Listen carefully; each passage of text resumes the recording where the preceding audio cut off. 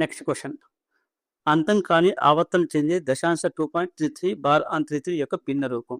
2.33 bar అనే దానికి భిన్న రూపం అడుగుతుండ్రు. 2.33 అనే దానికి 33 బార్ అనే దానికి 3 అనేది కన్ఫ్యూజ్ వస్తుంది, దానికి భిన్న రూపం అడుగుతుండ్రు.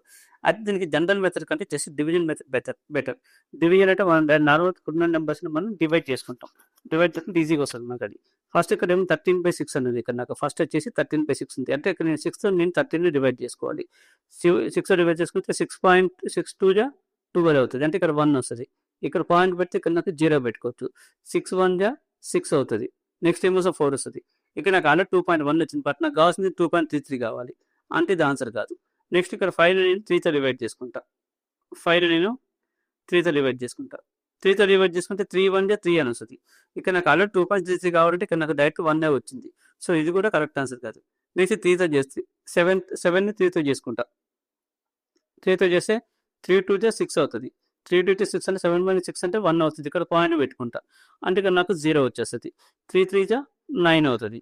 నెక్స్ట్ మళ్ళీ 1 వచ్చింది. ఇక్కడ మళ్ళీ 0 పెట్టుకుంటా. ఇక్కడ పాయింట్ పెట్టాల్సిన అవసరం లేదు. ఆల్రెడీ ఒకసారి పెట్టుకుంటే మళ్ళీ అవసరం లేదు. అగైన్ 3 3 జా 9 అవుతుంది. అంటే ఇక్కడ మనకు 1 అనేది రావడం 0 అని పెట్టుకోవడం కంటిన్యూస్ జరుగుతుంది. కాబట్టి 2.33 బార్కి వచ్చేసి భిన్న రూపం ఏమైందంటే 7/3 అవుతుంది. జస్ట్